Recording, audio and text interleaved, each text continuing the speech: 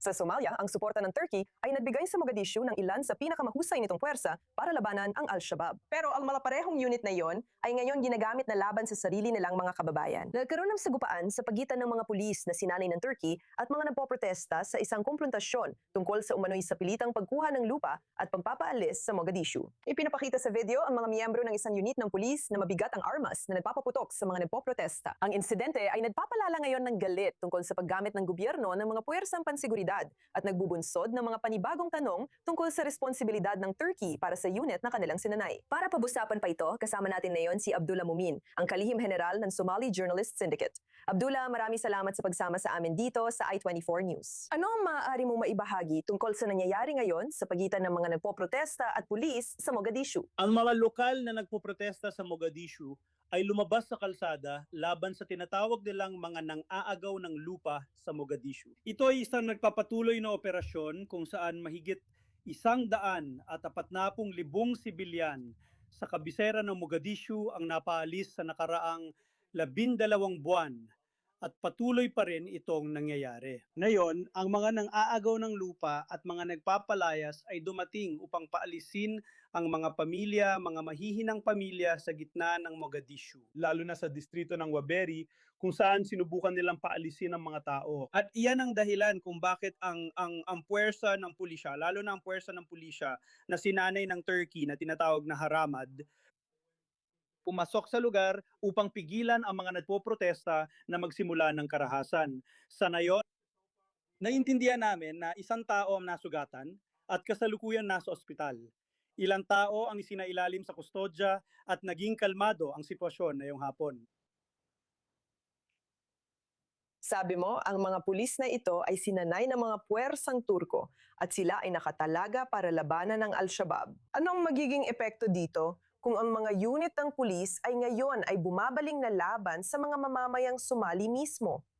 Oo, tama. Ang mga ito ay mga miyembro ng espesyal na sinanay na puwersa ng pulis ng mga Turko ilang taon nang nakalipas. Sila ay nakatalaga para labanan ng Al-Shabaab sa unahan ng labanan. Nakakalungkot, hindi na yon ang ginagawa nila ngayon. Sila na yon ay lumalaban sa mga mamamayang Somali, sa mga sibilyang Somali sa kabiserang Mogadishu. At ito ay talagang nakakalungkot.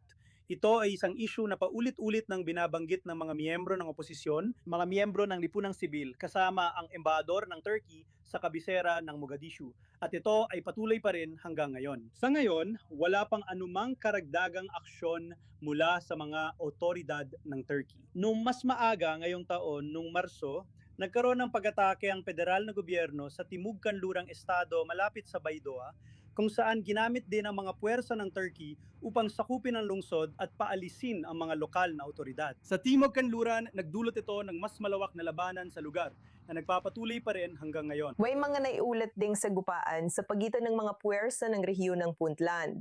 Dapat ba nating asahan na maaaring sangkot din dito ang mga opisyal na sinanay ng Turkey? Nakikita ba natin ang paglawak ng paggamit sa mga opisyal na sinanay ng Turkey sa buong bansa?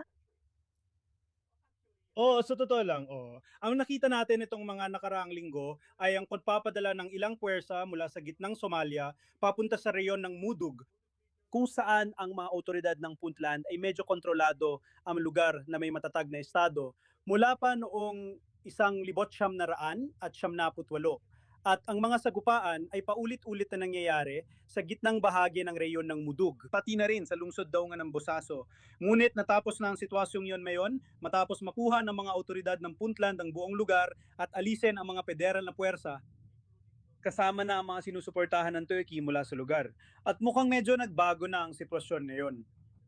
Pero nakakalungkot, ipinapakita nito ang argumento at pagtatalo tungkol sa federalismo at ang kontrol sa seguridad at impluensya hindi lang sa Mogadishu, kundi pati na rin sa labas ng Mogadishu. Ang Puntland ay isang regional na estado na naging epektibo mula pa noong 1978 na siyang naging batayan ng kasalukuyang federalismo sa Somalia at nagpakita ng matagumpay na pamamalakad ng estado na napaka-demokratiko. Nagsagaga sila ng kanilang unang direktang halalan noong 2023.